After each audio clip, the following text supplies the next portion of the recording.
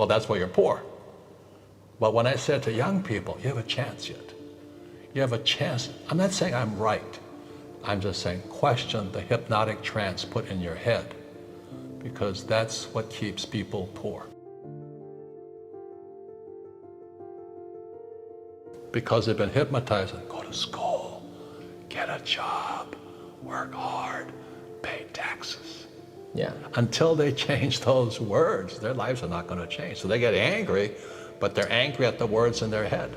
So when you wonder why so many people struggle financially, is they haven't challenged the hypnosis, the words. Go to school, get a job, work hard, save money, pay taxes. Until you question those hypnotic trances, you don't change. Because if you don't change those thoughts, you'll wind up like my poor dad. Yeah. You know, very highly educated poor guy who worked very hard all his life. I felt for him. Yeah. Then he got fired by the people he challenged. And he found that his PhD meant nothing. Yeah. You know, PhD always stands for poor, helpless, and desperate. So the moment they threw him out of the That's a great acronym. So the moment they threw him out of the school system, he was like this stray dog who couldn't feed himself on the streets. The streets just ate him alive. Whereas an entrepreneur, I love the streets. You know, it's like dog eat dog out there. It's fun. It's game. You know, it's like playing rugby. But most academics can't play the game of rugby because it's too nasty. And most people come out of school, they don't even know what accounting is. They say, oh, they taught me to balance a checkbook. I'm going, big deal, you know. You have to know assets and liabilities. You must understand taxes. The rich don't pay taxes. Yeah. And the rich use debt as money. So the question is, that's what I had to do when I was in my 20s. I said, how is it the rich learn to use debt as money? That's a challenge. And the brain goes, because it doesn't make sense. Yeah, it doesn't. Yeah, you got it. And then how do they not pay taxes? And what you'll find out in my new book, Fake, is the combination of debt and taxes. You see, the more debt I use, the less tax I pay. Right. It's counterintuitive. It's because every time a teacher told me to get a job, I said, you gotta be kidding me. She goes, if you don't get good grades, you won't get a job. And I said, oh, that's good. I'm glad to hear that, you know. And the teacher would go nuts. And they go, why don't you want a job? Because I'll pay taxes then. You gotta pay your taxes. And I said, well, what about this?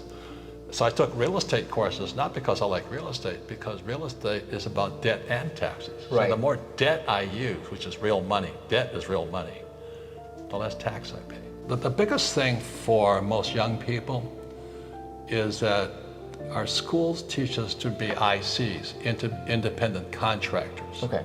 Or self-employed, or even if you're an employee, you're still an independent contractor who has a job. And you do it by yourself. You know, I think much of the young world is in the selfie world. You know, look at me, look at me, Yeah. look at me. Whereas in my world, it's a team sport. I'm a rugby player. I go on the field with a team, toughest, meanest guys I know.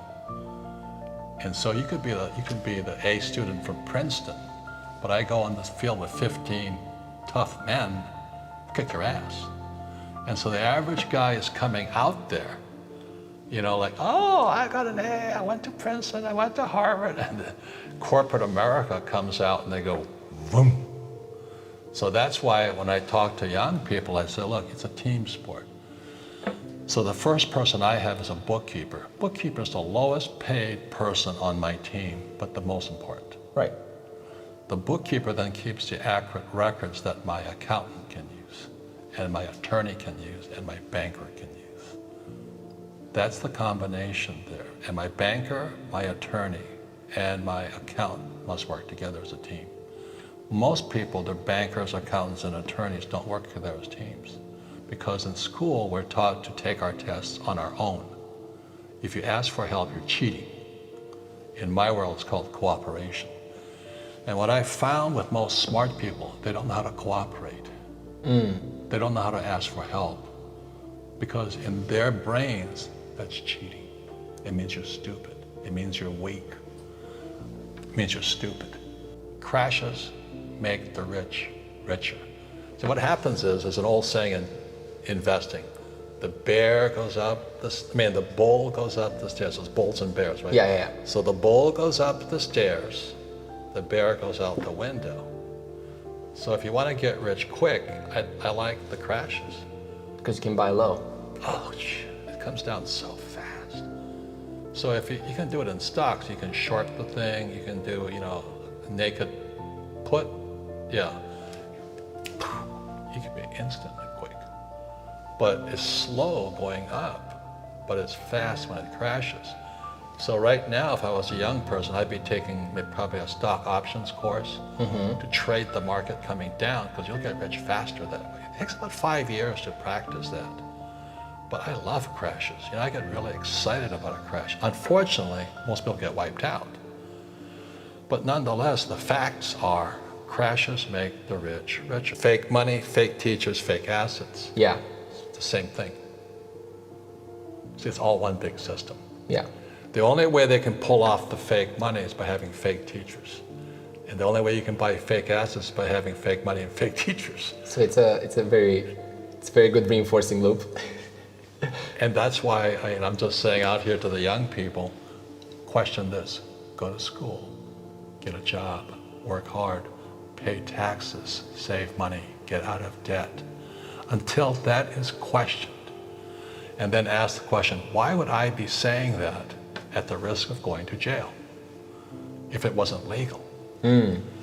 That's the question. So guys, the rich get richer because what we do is legal, but you've been told it's illegal. Amazing.